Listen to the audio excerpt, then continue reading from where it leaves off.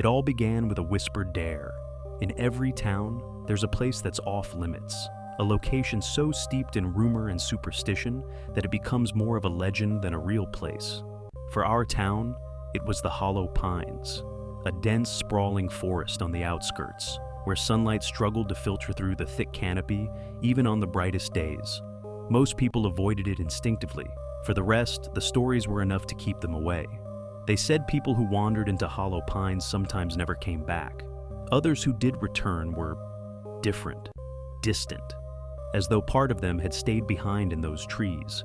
I'd heard the stories growing up, warnings from parents, whispered conversations at sleepovers, but I never took them seriously, until I heard the voice. I'd been walking home late after a shift at the diner. The air was crisp with the scent of autumn, leaves crunching underfoot. The main road ran parallel to the edge of the forest, and while the rational part of me knew there was nothing to fear, I still found myself quickening my pace when the trees came into view.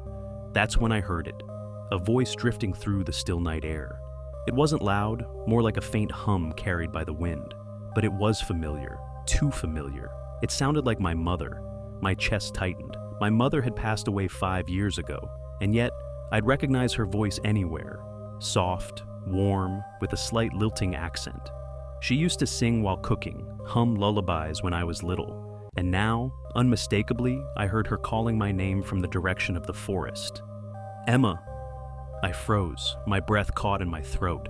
The sound wasn't coming from the trees, it was coming from within the trees. My rational mind fought to take control. This wasn't possible, it couldn't be real. But the voice called again, louder this time, tinged with something that felt almost urgent. Emma, why won't you come? I should have run. Every instinct screamed at me to turn and sprint back to the safety of the lit streets. But instead, I took a step closer, then another. The edge of the forest loomed, and the shadows between the trees seemed to ripple and shift. Mom, I called out, my voice trembling. No answer, only silence now. My heart thundered in my chest as I stared into the darkness, every part of me willing myself to step back, to leave. But just as I was about to turn away, the voice came again, softer, almost pleading. Emma, it's so cold here. Don't leave me alone. Without thinking, I crossed the threshold. The first thing I noticed was the quiet. Not the kind of quiet you'd expect in the woods at night, but an oppressive silence, as though the forest itself had stopped to listen. No rustling leaves, no chirping crickets, just the sound of my own breathing and the faint crunch of leaves beneath my boots. The air was colder here, biting at my skin even through my jacket. I should have felt afraid, I should have turned around. But that voice, it pulled at something deep inside me. A part of me that hadn't healed since my mother's death. A part of me that wanted, no, needed to believe it was really her. The path twisted and turned, and though I hadn't noticed it at first, the forest seemed to shift with each step I took. Trees that should have been behind me now loomed ahead. The path underfoot became narrower, winding like a snake.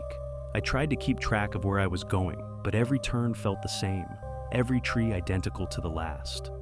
Emma? I stopped, my breath visible in the freezing air.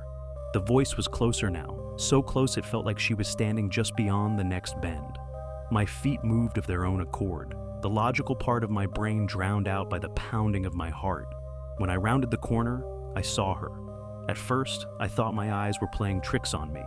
She stood in a small clearing, her back to me, bathed in the pale silver light filtering through the trees.